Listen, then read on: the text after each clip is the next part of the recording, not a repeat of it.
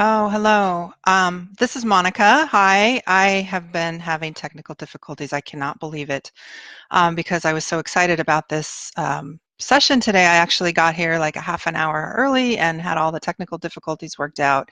And then at the very last step, the step that means going live on Facebook, it kind of all came crashing down. But in any case, hopefully you can see me here and we'll go ahead and get started. You won't be able to see my face today because I wasn't able to get the webinar software connected to Facebook, but I can get on live here just directly and share with you my screen. And I'm excited to walk you through what I'm calling your customized success system. So this isn't about my system, this is about your system. And this is a framework that I've put together to help us all create our own system that's truly, truly customized to us.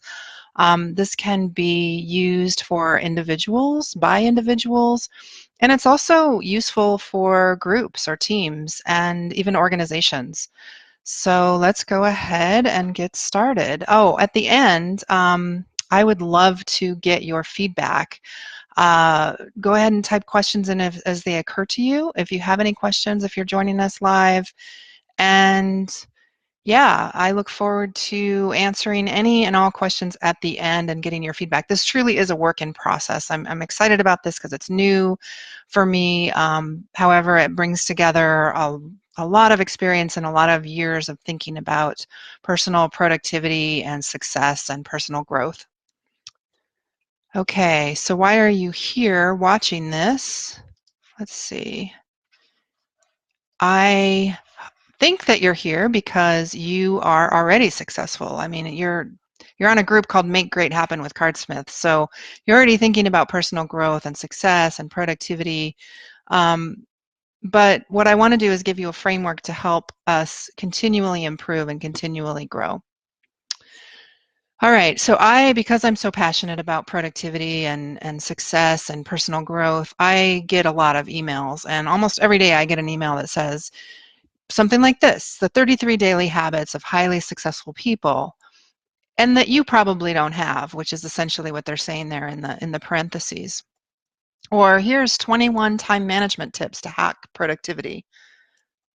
Another one, 52 ways to live a kick-ass life. So the problem with all of these things is that it's just too much. These are tips and tricks and habits and hacks and to-dos, but it's a little bit overwhelming. And I think with the speed that information is coming to us, it's just too much. It's not that these things are bad. It's just that they're too much and it's hard. We don't have a system sometimes to plug them in and to try them on and to let certain things go and to bring other things in. I was practicing something called the miracle morning, where every morning you get up at 6 in the morning and you do meditation and you do journaling and you do exercise and you write something, and it was just kind of too much. So throwing that all into my practice at once was overwhelming. And so hopefully what I'm trying to do is get us to something that's larger and something that's simpler and something that fits us. And so rather than having me share with you a lot of tools and tips and tactics, what I want to do is share with you this framework that allows you to plug those tools and tips into it at the right time in the right way. So I'm calling this a four-step system of success. Now, it may not be a system, it may be a framework, it may be a strategy, and they may not be parts or steps, they might be parts. I'm not really sure yet, so I'm intrigued to have you guys think about this, because the truth of it is we all are already doing this. All of the pieces that I'm going to share with you, these 4 steps, are things you're already doing to some degree or another. What I'm doing is I'm just bringing them together in a framework and kind of organizing them and having us think about these things. And so 4 steps, trying to simplify it, doesn't mean it's easy, but it is simple. And there's one guiding principle that's overarching these 4 steps, and that's that we are never done. I am studied in the world of lean and continuous improvement, and this is applicable to businesses, organizations, teams, and individuals. We're never done. We can always get better. We can always revise and refine. So I think any system that I have and that I learn, I want to be able to remember it. So I did that by creating an acronym. And the acronym that just kind of evolved, it's not the sexiest thing in the world, but it's AMR. So with that, we'll jump right in. And the first step is the A in AMR, which is aligned goals. Now, we don't need to work harder. All of us here are working hard already, and we don't need to do more. What we need is we need clarity and focus. So we need to go deeper and not wider. And so that's what we're exploring here in this first step, which is called aligned goals. So what do we need to do? We need to find our inspired work, and then we focus on that. So there's something I was listening to recently called essentialism. And essentialism is doing more of what's truly meaningful to us and letting the other things go. So great. How do we find our inspired work? I mean, that's kind of the million-dollar question, right? Well, here's Michael Crichton. Here's what he has to say about these things. He says, keep working. Don't wait for inspiration. Work inspires inspiration. Keep working. I like this quote, but it's maybe not super, super helpful. Like, what do we work on? Well, I think it is an iterative process. So going back to that overarching principle of we're never done, find inspiration that you're working on now. But what I do think is helpful is to, going back to the title of this step, aligned goals, is to really get clear on what our values are. So here's a quote from Roy Disney, the brother of Walt Disney. And he says, when our values are clear, making decisions becomes much easier. And I think this is just so, so true. So step one is really all about this. It's aligning your goals, creating goals that align with your core values, which is what Disney tells us to do, and your personal mission. Now, this can apply again to teams, to organizations, and most importantly to individuals, since it's individuals that make up organizations and teams, is what are your core values? Now, this is not a super simple thing to do. I actually on Sunday just went to a workshop called a values excavation, and this was in Portland, Oregon, and I just can't say enough great things about this workshop, but we dove deep into finding our core values. What I learned was that values change over time, but they really are those core things, and that we need to choose our values. We need to let our own personal values come out and really honor who we are, but we can also have values that are aspirational. So who do we want to be? So I am happy to share the information with you. I know the workshop is going to be reoffered. It's in Portland, and I'm actually trying to talk to the trainer on that to maybe do a online version for you all. So we'll see about that. But in any case, hopefully this makes some sense, and feel free to ask questions. We're going to move on to step two. So step two in AMR, the M, is mindset mastery. And I think this is really, really true. I'm not talking about the law of attraction here, although maybe there is something to that, but our thoughts do define us. I mean, if I'm stressed out and anxious, I'm going to be scattered and all over the place, and that's not going to lead me to success. If I'm doubting myself, I'm likely not going to be doing my best work. And so but if I'm positive and I am optimistic, then I'm more likely to get into flow and to find my inspiration in my work. So you can see how these step one and step two are really kind of complementary. By having aligned goals and finding inspiration in my work, because I'm doing work that aligns with my core values, I can more likely have a positive mindset. And for me, a lot of success isn't necessarily achieving more money. It's getting into work that's really meaningful to me. So how can we do this? How can we master our mindset? Well, honestly, this is probably the biggest challenge for me. And staying positive when you're doing a startup, for example, it's real easy to get doubtful and to get negative. So this is something I'm currently working on. This is probably, of all the 4 steps, the ones that I'm focusing on right now. But how can we do this? I've broken it up into kind of 2 buckets. There's people and practice. And the people piece, they say that we are the average of the 5 people that we spend the most time with. And so I think if we can seek out people that are positive, people that appreciate us, people that praise our work, people that share our core values, that can be a big part of having a positive mindset.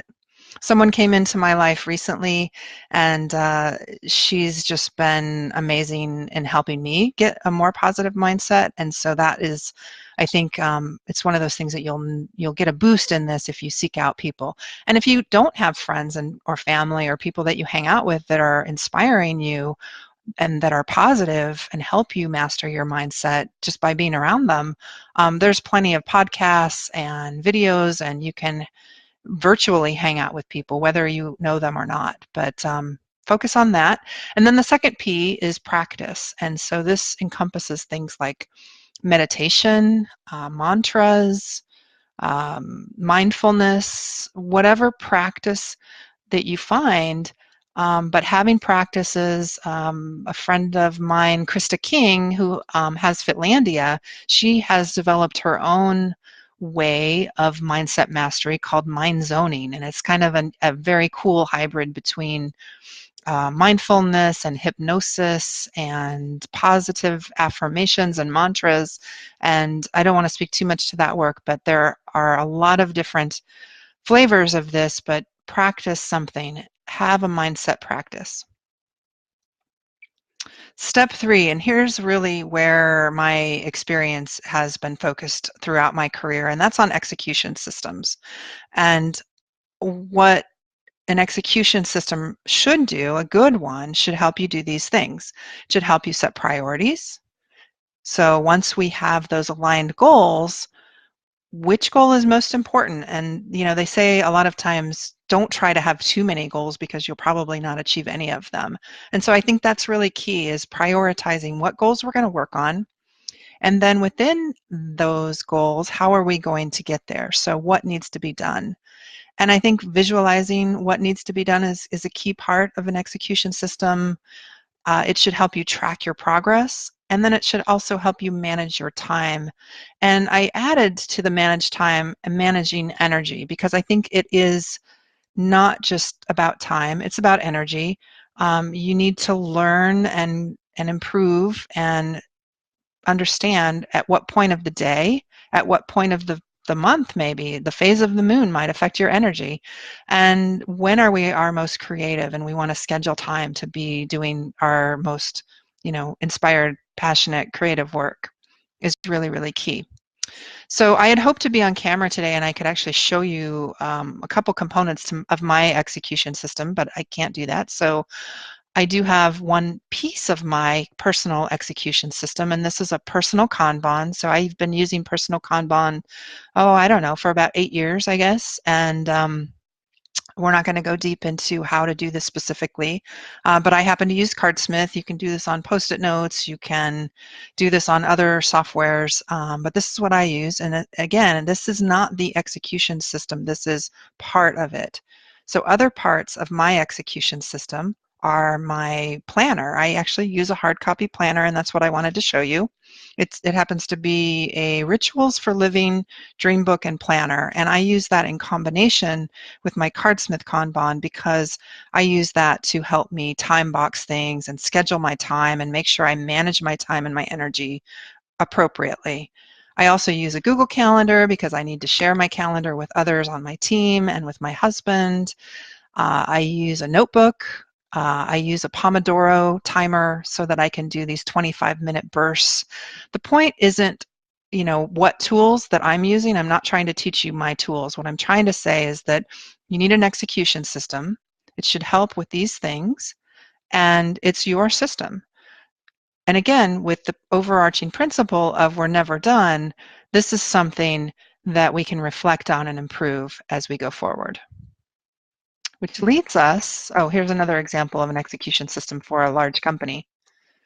Which leads me into step number 4, which is a retrospective. So now we're on the R of AMR, and retrospective is continuous improvements to our system in a smart way.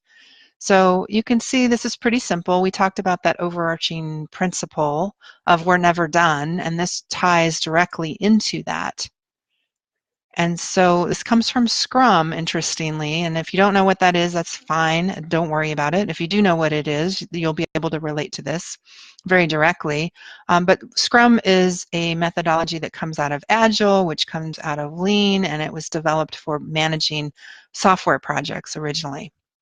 And I think of this as we had the two P's for mindset mastery. Here we've got the three R's: reflect, refine, and repeat. And what this essentially means is that we want to choose a regular time frame, and we want to schedule these retrospectives into our calendar, and we want to do them on a regular basis. So whether that cycle is weekly, monthly, quarterly, it needs to be on a regular schedule. And I tend to do little mini retrospectives monthly because I like to re-look at my goals, see what's working, maybe drop one or two little things that aren't working for me. But I do a deeper dive retrospective every quarter, and I think that is really a key piece of this process is once a quarter, taking time off. Maybe you go to the beach, maybe you go to the park for a half a day and just sit down and look at what's working. You want to look at your goals, and you want to look at how you've been managing your time.